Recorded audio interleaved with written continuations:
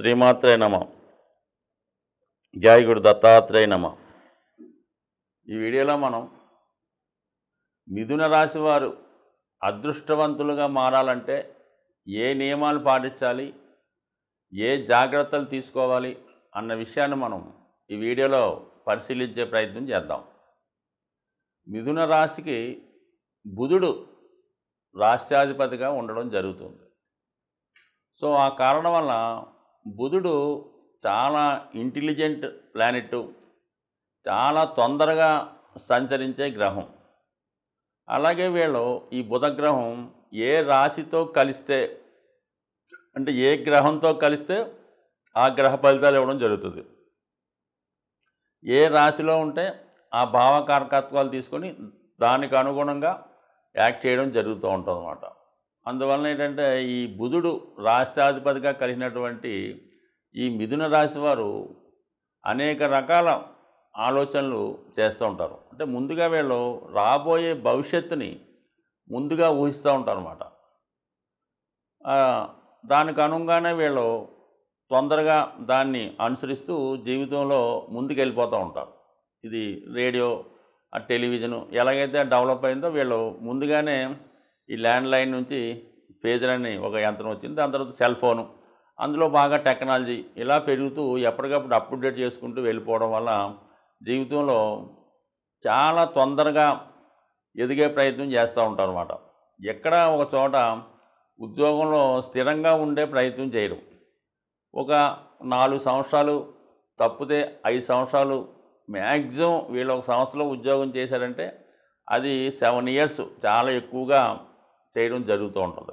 So వీళ్ళు ఎప్పుడూ technology development చేసుకోవడం వల్ల తొందరగా జాబ్ మారడం వల్ల వేతన పరంగా అయితే పెరగడం జరుగుతూ ఉంటుంది, బాగానే అభివృద్ధి చెందుతూ ఉంటారు, అది బాగానే ఉంటుంది. కానీ ఇదే వీళ్ళు ఒకే దాని మీద అటు ఇటు డైవర్ట్ అవ్వకుండా ఒకే దాంట్లో కేంద్రీకరిస్తే మాత్రం ఖచ్చితంగా జీవితంలో బాగా ఉన్నత స్థాయికి రావడం జరుగుతూ ఉంటుంది.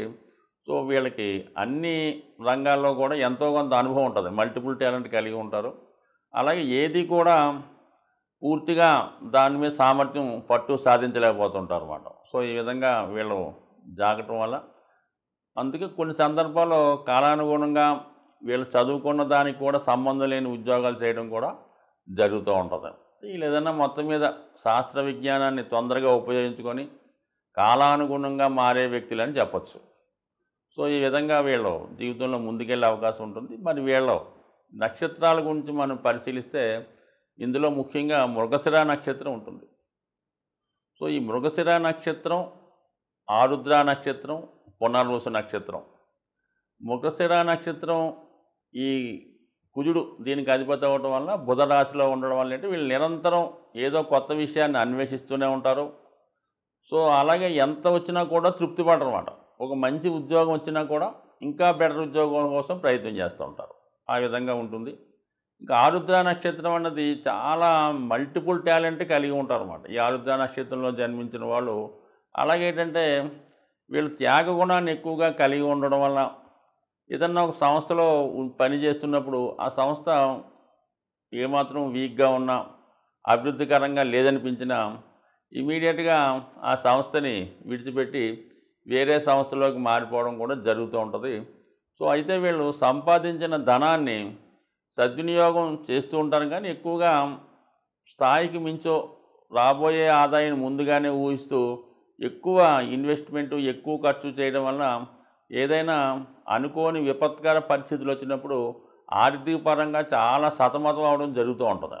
అంటే ఫైనాన్షియల్ ప్లానింగు కొన్ని సందర్భాల్లో కరెక్ట్గా లేదని చెప్పొచ్చు. అందుకని వీళ్ళ జీవితంలో భవిష్యత్తులో మనకి లక్షల కోట్లు వస్తాయని ఊహించుకోకుండా ముందుగా ప్రస్తుతం ఉన్నటువంటి జీతానికి అనుగుణంగా బడ్జెట్ ప్లాన్ చేసుకుంటే రాబోయే సమయంలో ఇబ్బంది పడకుండా చాలా సజావుగా సాగే అవకాశం ఉంటుంది. కాబట్టి వీళ్ళు ఉన్నదాన్ని ప్రస్తుత ప్రజెంట్నే చూసుకోవాలి తప్ప మరి ఫ్యూచర్లో వచ్చేదాన్ని ముందుగా ఖర్చు పెట్టకుండా చూసుకుంటే మంచిది. సో ఏదైనా మొత్తం మీద వీళ్ళు ఎంత కష్టాన్నైనా ఎటువంటి విపత్తునైనా ఎదుర్కొనే శక్తి ఈ ఆరుద్ర నక్షత్ర జాతకులు ఉంటుంది. అయితే జీవితంలో ఖచ్చితంగా ఒక స్ట్రగుల్ సమ్ పీరియడ్ చూడడం జరుగుతూ ఉంటుంది. మధ్యలో ఒకసారి అనుకోకుండా జాబ్ పోవడం, కొన్నాళ్ళ పాటు ఉద్యోగం లేకుండా ఉండడం.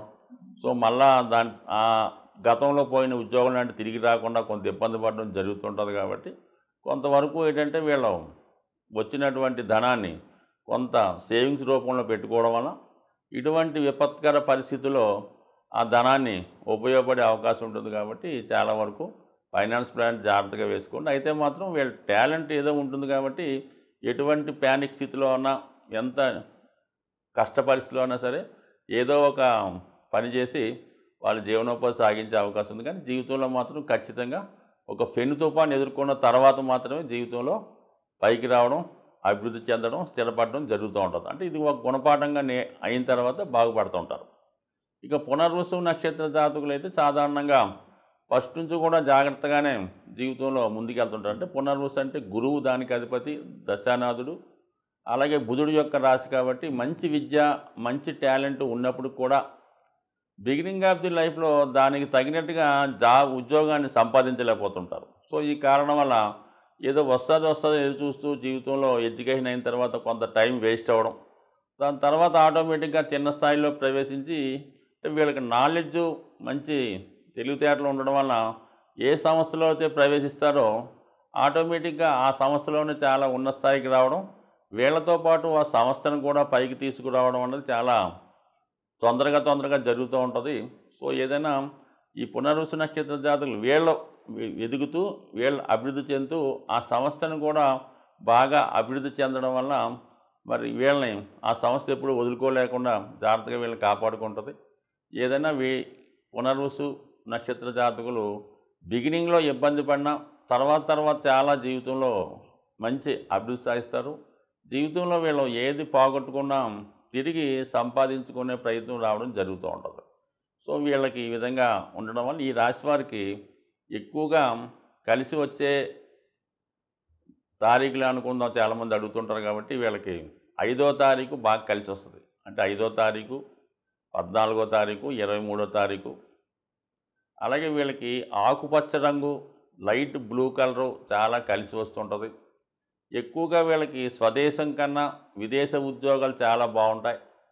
సో అలాగే వీళ్ళకి మరి ఉంగరం ధరించాలనుకుంటే మాత్రం కొద్దిగా ఖరీదు ఎక్కువైనా కూడా మంచి డైమండ్ అని వజ్రాన్ని ఒక 15 క్యారెట్లు, అంటే అది టోటల్గా 5 వచ్చేలాగా, అంటే 14 క్యారెట్లు కానీ 15 క్యారెట్లు కానీ ధరించడం వల్ల, అలాగే మరి వాహనం కొనుక్కున్నప్పుడు కూడా ఎట్టి పరిస్థితుల్లో కూడా వీరు ఎరుపు రంగు కలర్ వాహనం మాత్రం కొనుక్కోకూడదు. అలాగే బ్లూ కలర్ కానీ, గోల్డ్ షేడ్స్ కానీ, మిగతా ఏదన్నా పర్లేదు తప్ప రెడ్ మాత్రం వాహనంలో ఖచ్చితంగా అవాయిడ్ చేయాలి. అలాగే వివాహం చేసుకునేటప్పుడు మాత్రం, అలాగే ఎవరితోనైనా స్నేహం చేసేటప్పుడు మాత్రం మేషరాశి వారితో కానీ, వృశ్చిక రాశి వారితో కానీ ఎట్టి పరిస్థితుల్లో కూడా ఎటువంటి లావాదేవీలు పెట్టుకోవడం అన్నది అంత శ్రేయస్కరం అయితే కాదు.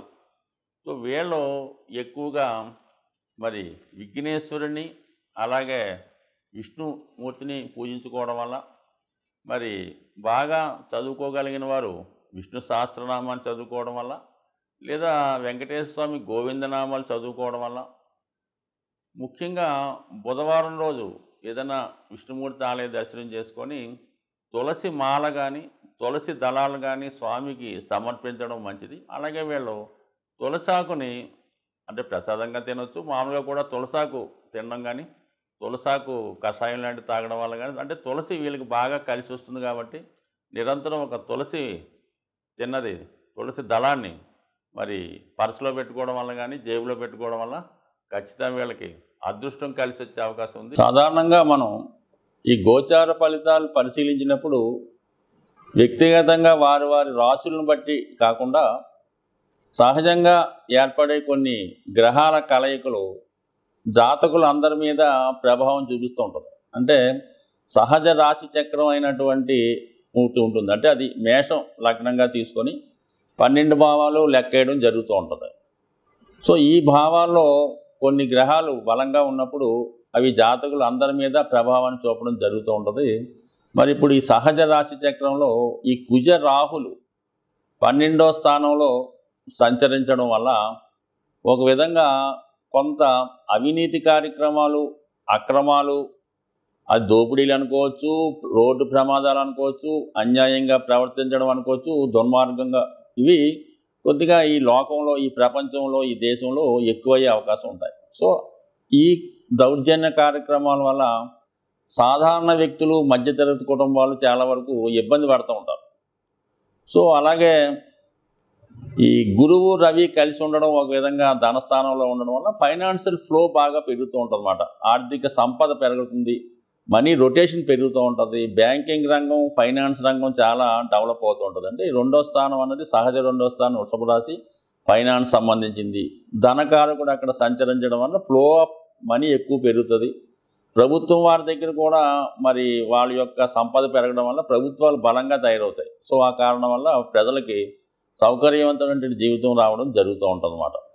సో ఏదైనా మరి మంచి జరిగినప్పుడు అందరూ సంతోషిస్తారు, పథకాలు వచ్చినప్పుడు అందరూ తీసుకుంటుంటారు. కానీ ఈ కుజరాహుల కలయిక వల్ల కొన్ని ప్రమాదాలు, అనుకోని ఇబ్బందులు జరిగే అవకాశాలు ఉన్నాయి. కాబట్టి మరి రాబోయే 15 రోజులు ఈ ప్రభావం ఉంటుంది. కాబట్టి ఎక్కువ మంది ప్రయాణాలు చేస్తున్న వాళ్ళు, అంటే ఎక్కువగా ఈ మోటార్ సైకిల్ మీద వేగంగా ప్రయాణం చేస్తున్న వాళ్ళు, అలాగే ప్రమాదకరమైన వృత్తుల్లో ఉన్నవాళ్ళు కొంత జాగ్రత్తగా వ్యవహరించడం మంచిది. బట్ ఏదైనా రాబోయే 15 రోజుల్లో మరి ప్రతి ఒక్కరు కూడా ఈ అభిషేకం చేసుకోవడం వల్ల, అంటే మీన రాశిలో ఈ 2 గ్రహాలు ఏర్పడ్డాయి కాబట్టి ఎక్కువగా ప్రజలకు అనుకోకుండా నష్టం ఏర్పడుతూ ఉంటుంది, రుణదాతల నుంచి ఒత్తిడి ఏర్పడుతూ ఉంటుంది. అనుకోకుండా మెడికల్ ఎక్స్పెండిచర్, ఏదో చిన్న ప్రమాదం వల్ల అనుకోకుండా వచ్చే హెల్త్ ప్రాబ్లం వల్ల ఎక్కువగా హాస్పిటలైజేషన్ అవ్వడం, ధనం ఖర్చు అవ్వడం జరుగుతూ ఉంటుంది.